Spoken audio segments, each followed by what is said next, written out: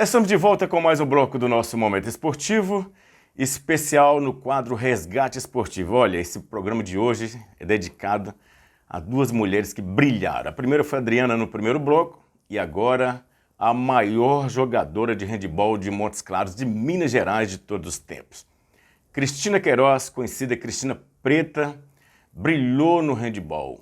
Disputou Pan-Americano, 3 mundiais, Sul-Americano, foi campeã de tudo, rodou o mundo jogando handebol aqui, também disputou atletismo, basquete e vários outros. E ela vai contar tudo agora. Fala aí, Cristina. Conta aí, minha amiga.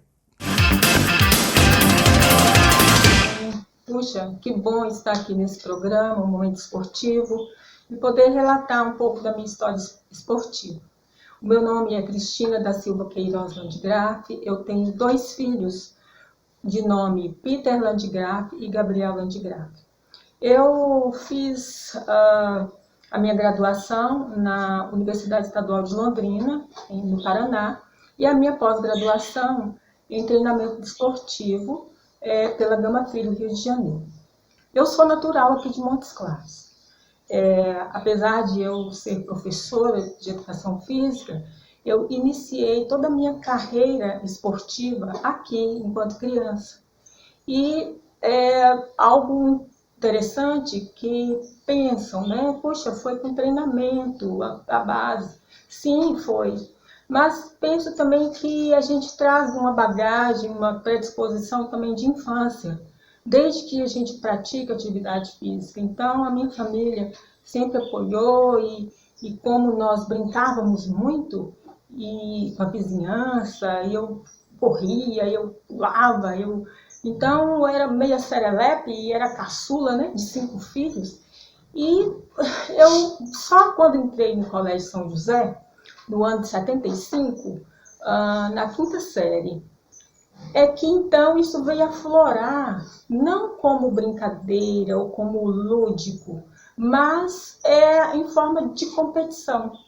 E foi aí, num dos aniversários do colégio, onde promoveram uma corrida rústica, que eu, então, comecei a entender que eu poderia estar participando de uma equipe. E foi numa rústica realizada do viaduto do Roxo Verde até o colégio. O percurso não era muito longo, era cerca de 1 quilômetro, mas eu tinha 11 aninhos apenas. Eu era pequena e eu nunca tinha visto uma competição. Eu sei que eu corri todo aquele percurso e consegui vencer. Consegui ganhar a minha primeira medalha no esporte. Isso por incentivo da professora Eni e também dos professores Bonga, Dona Dalva, Lelê, que ali estavam, e também os irmãos Marista, né? O tempo foi passando e eu, quando eu saía da aula, dispensavam, Bonga estava dando treinamento para umas meninas lá, de várias modalidades. Mas eu parava para assistir mesmo, era o treinamento do handebol. Mesmo porque eu tinha colegas como o Zé, que era irmão da Silmar, e o Adalto, irmão da Alda Marques, e eles ficavam esperando por elas para ir embora, e eu sentava ali na beira da quadra e ficava vendo. Então aquelas meninas que foram as primeiras meninas que eu vi jogar handebol. E joguei com elas. Joguei, mesmo tanto em banco de reserva, mas joguei. Mas os jogos escolares, ali depois, né, mesmo a Nádia, a Lu, a Brechó, que eram alunas mais velhas e que me deram inspiração, eu fiz parte do grupo do primeiro grau, onde tinha Cristina Borges, Alice, a filha de Dona Dalva, Cláudia Diniz, Cláudia Torres, Aninha, Mônica, Andréia e Carla Figueiredo. A Dimeia também fazia parte daquele time. Então era o time menor. Nós fomos campeãs algumas vezes. Mas acontece que em 79 houve um evento maravilhoso aqui em Montes Claros e que prorrogou por muitos anos. Uma pérola, a Olimpíada de Bairros, a primeira Olibamol, que foi em 79. Eu preciso muito lembrar e agradecer a uma menina de nome Eliane Bispo. Ela não estudava lá no Colégio São José, era em outra escola, mas ela morava em meu bairro e me conhecia, só que eu não sabia. E ela, um dia nós nos encontramos na rua e ela falou: "Só menininha, você joga handball?" Eu falei assim: "Jogo." Ela falou: "Ó, vai ter uma Olimpíada de bairros, você quer jogar pra gente?" Eu falei: "Ó, não sei, eu preciso conversar com meus pais." Ela falou: "Ó, eu vou passar na sua casa e vamos ver se eles consentem fazer sua inscrição." E assim ela foi em casa, alguns dias depois, junto com o representante de bairro, né? Inclusive esportivo, que era o Peixinho.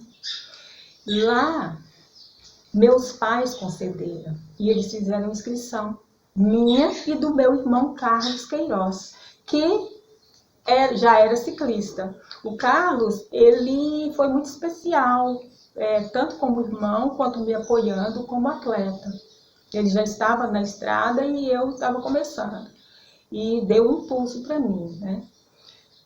Daí, em 80, eu já não estava mais lá no colégio São José. Então, aquelas Olimpíadas, nós treinávamos para o bairro Santa Rita no Clube do Ferrol.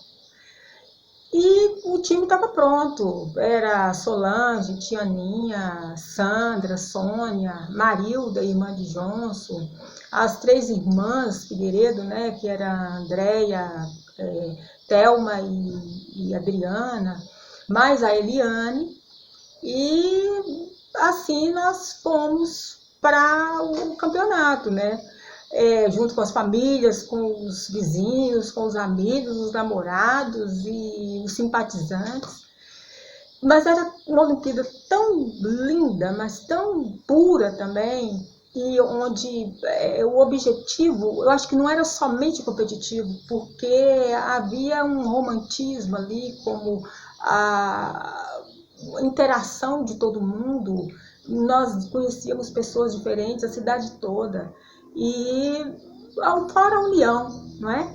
E era dentro do ginásio do MCTC, da Praça de Esportes. Também se estendia para os Olimpíadas. Era tão interessante que ela nos permitia jogar 3 modalidades coletivas e 2 modalidades individuais. Então, eu, por exemplo, jogava o vôlei, basquete, handball, e nas 2 individuais eu fui para o ciclismo e o atletismo. Além disso, o atletismo ainda nos permitia também participar de 5. Eu fazia revezamento 4 por 100, revezamento 4 por 400, salto em altura e salto em distância, além dos 100 metros rasos. E era uma maravilha. E assim, nossa equipe feminina do bairro Santa Rita, fomos campeãs no handball por vários anos. Se eu participei de 6, 7 Olimpíadas aqui, todos os anos nós fomos campeãs no handball. E no primeiro ano dessas Olimpíadas, nós fomos também campeãs geral, o bairro Santa Rita, juntando tanto masculino quanto feminino. Deu campeão geral da cidade. E o meu irmão também, né, foi campeão no ciclismo. E prosseguiu. Essas Olimpíadas, quem idealizou, ou quem fez o projeto, na época a administração pública, estava muito inspirado, né, o grupo de profissionais, de professores. E por quê? Eles davam um prêmio para nós, para sermos, quem era campeão em qualquer modalidade, tinha o direito de frequentar a Praça de Esportes como sócio atleta, ou simplesmente como sócio. Então, por um ano.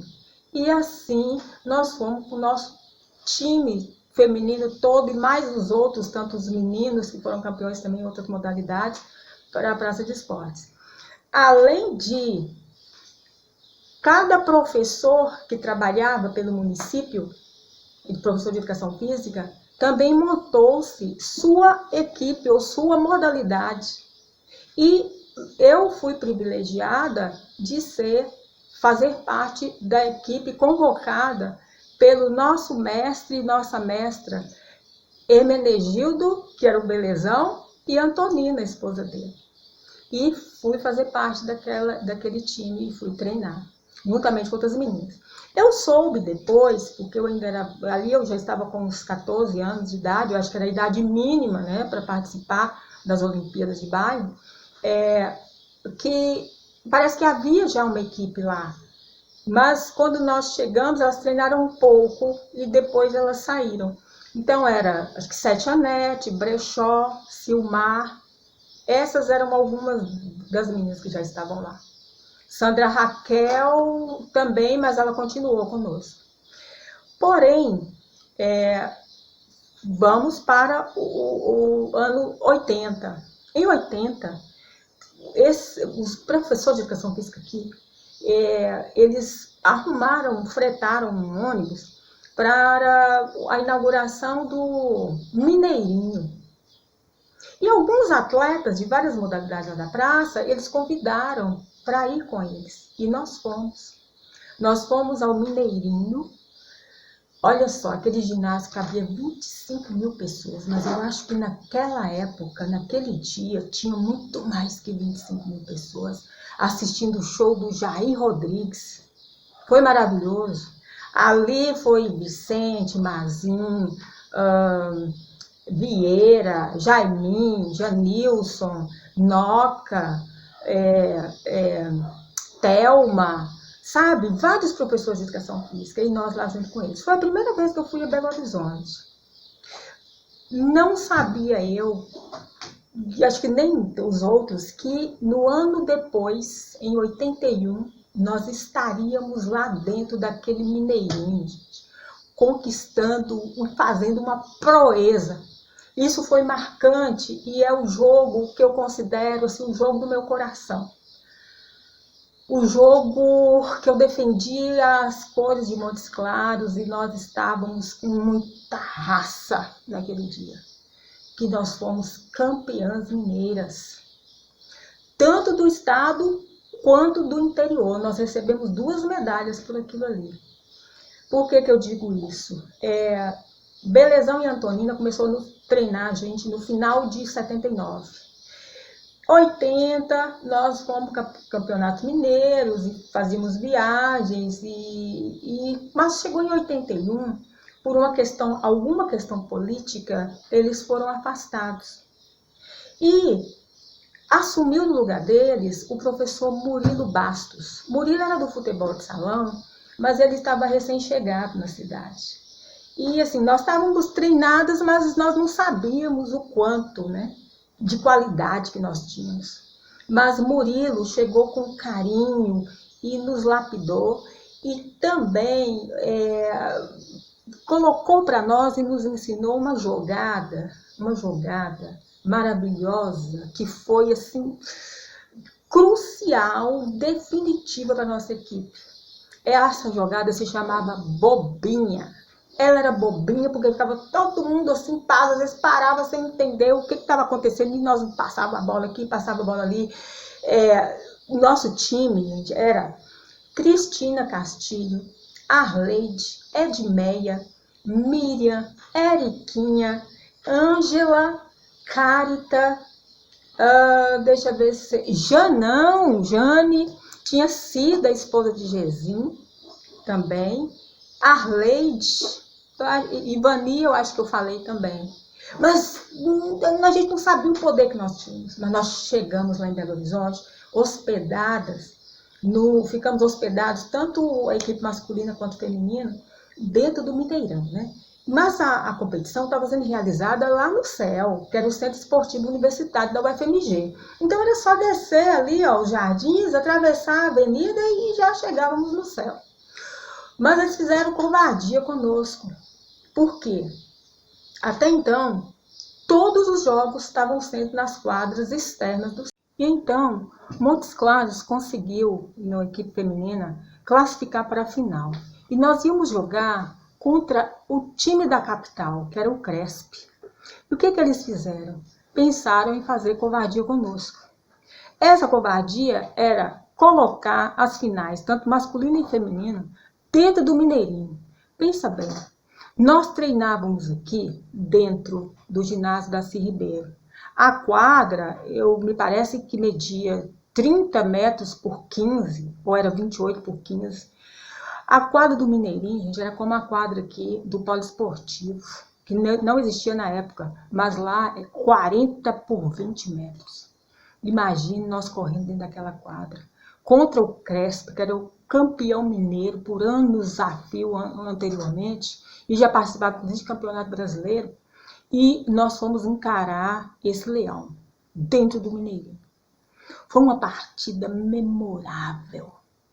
E eu me lembro ainda que também na nossa equipe, Edmeia lá do Colégio São José, que era minha companheira, estava na nossa equipe, aí da Praça de Esportes. Então, nós, muita modéstia e assim, medrosas também, encaramos aquele desafio e fomos confiando dentro da quadra, nós fomos tendo confiança. Eu sei que esse jogo, o jogo chegou no final, ele empatou, teve prorrogação e foi para os 7 metros. E nos 7 metros nós conseguimos a glória, ganhar do Cresp, dentro do Mineirinho. Enquanto Montes Claros nunca tinha sido campeã mineira. E foi, naquela época, a primeira vez campeã do estado e campeã do interior de Minas. Foi a glória. E nós voltamos para Montes Claros, nossa, com mais graça ainda, porque nós já tínhamos os meninos que eram atletas da seleção mineira, como Gilson Feliciano, Osmar, irmão de Pombal, né, e Maurinho. Maurinho também era da seleção mineira. E Preto, Marcelino Paz do Nascimento. Inclusive, eu tenho esse apelido como Cristina Preta por 2 motivos. Um deles, porque nós tínhamos Cristina Castilho, que era loira, era chamada de Kit ou Cristininha ou Cristina Loura. E eu, a Cristina Preta, para diferenciar.